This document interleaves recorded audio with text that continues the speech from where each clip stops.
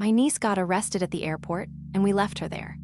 My niece got arrested at the airport, and we left her there. She was with us because her mom had ditched us for a direct flight. We were all stuck with a layover, and she was being her usual difficult self. She went to the restroom and came back with airport police. They arrested her for shoplifting and said she'd be charged. As an adult, we were all tired and had places to be, so we didn't want to stay. The police said it was okay if we took our flight. So we did. We told my sister. But she was furious that we abandoned her daughter. She thinks I should have stayed, since I don't have kids like the others, but I had work too, and I wasn't going to lie about it or take more time off. Now my sister is mad at me, and I'm wondering if I'm the bad guy. Was I wrong to leave my niece behind? Was I the asshole for leaving my niece at the airport after she got arrested? My niece called her little brother's slurs during a sleepover, and nobody held her accountable.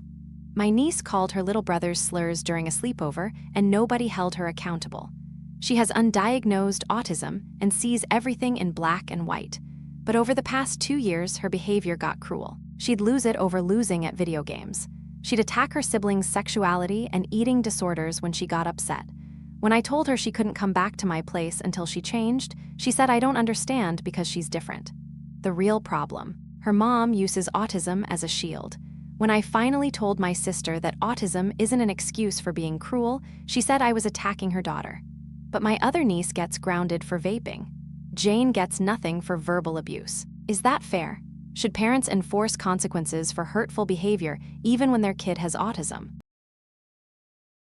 I watched from my window as someone threw all the food in the road and told me I wasn't good enough. I watched from my window as someone threw all the food in the road and told me I wasn't good enough. I run a free blessing box in my yard filled with whatever I can afford. This morning I stocked it with spring break items for kids. Within minutes, a car pulled up. The driver looked at it and said, "What is this shit?" then started hurling everything into the street. I confronted them, and they got in my face demanding I buy them specific items and deliver it to their house. When I said no, they threatened me. I called the cops, but they told me this is the risk of running a free pantry. Now I have to take it down because I don't feel safe. But people keep messaging me demanding I give them food personally instead. I'm trying to help, and I'm the one who's afraid now. Should she keep the pantry running, or is taking it down the right call? My mom secretly copied my custody documents and handed them to my ex. My mom secretly copied my custody documents and handed them to my ex. She said he's still family and deserves the full picture. I told her just that court stuff was ongoing. Nothing more, but she snooped through my private papers. When she was at my house, she gave him my parenting journal, holiday schedule, and my daughter's counselor notes. I felt sick when his attorney brought it up in court. My mom said I'm being dramatic, that a good mother has nothing to hide. I cut her off. No more access to my home or child care. She thinks she was helping, but she's just made everything worse. My sister says I'm overreacting, but I know what my mom did was wrong. My daughter's upset, but I have to protect her. I have to keep my mom away, no matter how hard it gets. Now I'm wondering, was I right to cut her off? Was I right to cut off my mom for betraying me in my custody case? I told my best friend's vegan boyfriend he was organic and grass-fed. I told my best friend's vegan boyfriend he was organic and grass-fed.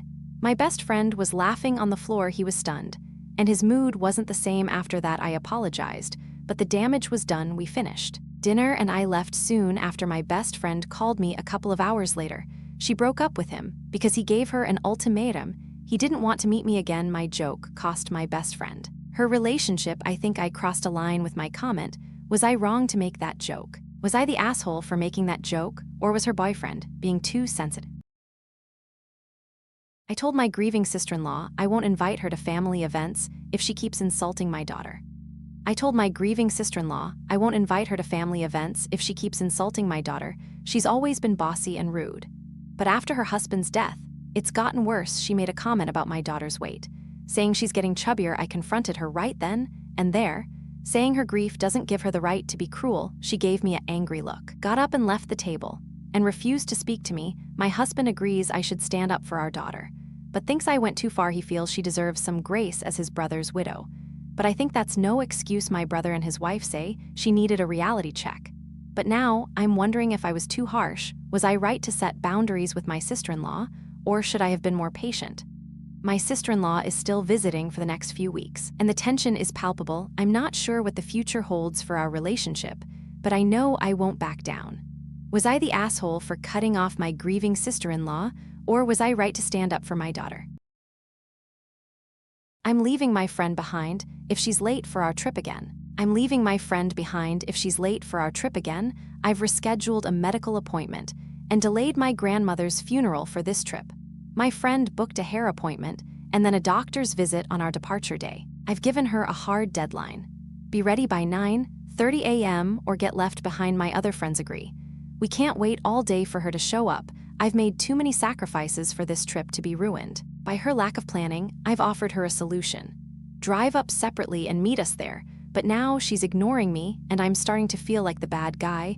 Was I wrong to set a deadline and threaten to leave her behind? Am I being a bad friend or just trying to save our trip? Am I the jerk for leaving my friend behind, or was she being inconsiderate?